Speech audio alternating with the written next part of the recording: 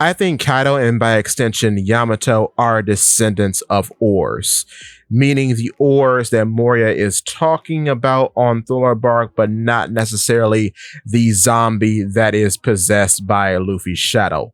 Let me explain. And spoilers for Elbaf because we will be talking about Elbaf a little bit. So, over the course of the story, if a character has horns and they are not a fishman, most likely they are a Oni or an ogre. From the beginning, presumably in Thriller Bark, with Moria himself being an Oni, they have always had some relationship with ancient giants, as Moria was going to use OARS to become Pirate King.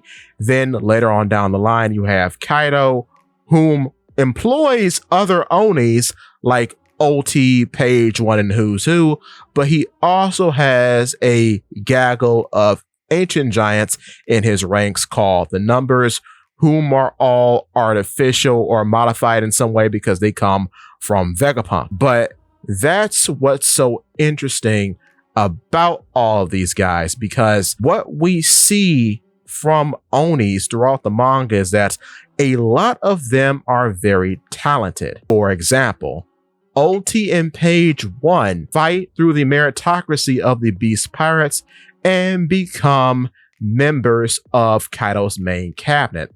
That's pretty impressive. Then you have Who's Who. Who's Who is the only character to be regarded to be even on par with Rob Lucci when it comes to the 6 powers.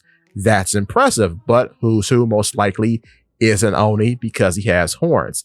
And even Moria, even though he's had his setbacks in the past, he did fight Kaido. And after that, he did become a warlord. So he does have a considerable amount of strength. But with all that being said, when it comes to Kaido and Yamato, they rise above all their peers and are exceptional. So exceptional, in fact, that when you look at Kaido's history, he doesn't make sense, especially as a Yonko, because even though he is a Devil Fruit user, he is by far the worst mythical Zoan Devil Fruit user in the entirety of the series, because his strength is only him alone. He's not known for being an adept Devil Fruit user. He's just known for being unusually strong and having an unusual grasp on Haki. But even when you're talking about Haki, he's not even the best at that, because we know for sure that Shanks outdoes him in the Haki department. So it's only his physiology and his modified physiology upon using his Dofru powers that push him through and push him above other people, which is very interesting because there's not really a character quite like that in the manga, of which whom's physiology alone is above others. So significant, in fact, that he can rule over the seas simply with strength alone, not necessarily Haki. But to continue, that's all that he has. He is not Whitebeard, whom can end the world due to his Delphi competency with the Quake fruit. He is not Big Mom, who can do outrageous things with her Delphi on top of having a nearly invincible body. Even though he is adept with Haki, he's nowhere near the same level as Shanks. So it's very odd that he gets as far as he gets, despite coming up short in the Delphi area, which would give him the advantage in any other situation, as it has with, say, Luffy or Blackbeard. But with that being said, I think the reason why he and Yamato are so exceptional is because they are descendants of OARS the First. Now, we don't know who OARS the First is, but I can firmly say with the utmost confidence that OARS the First cannot be the zombie that we see on Thriller Bark. The reason why is because as Moria describes OARS, he describes OARS as a great continent puller who made a country of his own making filled with villains. So the OARS he is talking about was strong enough to pull continents.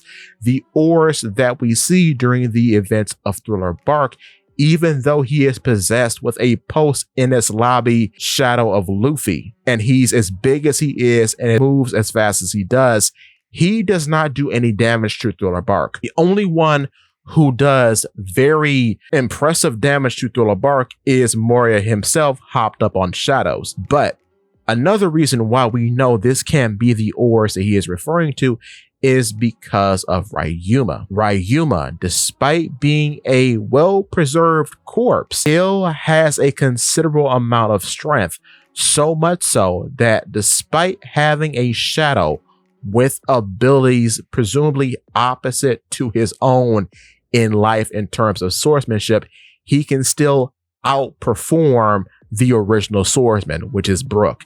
Even though he's fighting with a weapon that is unusually heavy and presumably should not be good for fencing, he still outplays Brook in swordplay based on strength alone. The argument I am making is that despite all of the factors against Ryuma's body, he still manages to outperform Brook and can fight on par with Zoro at the time, using a mismatched skill set that does not complement his body or his weapon. So, if strength is that absolute when it comes to a corpse, the OARS that we see, if he's supposed to be the original OARS the first, he should be exceptional and should be able to destroy Thriller Bark, especially given that he has the abilities available to him thanks to Luffy's shadow and what Luffy could accomplish at that time.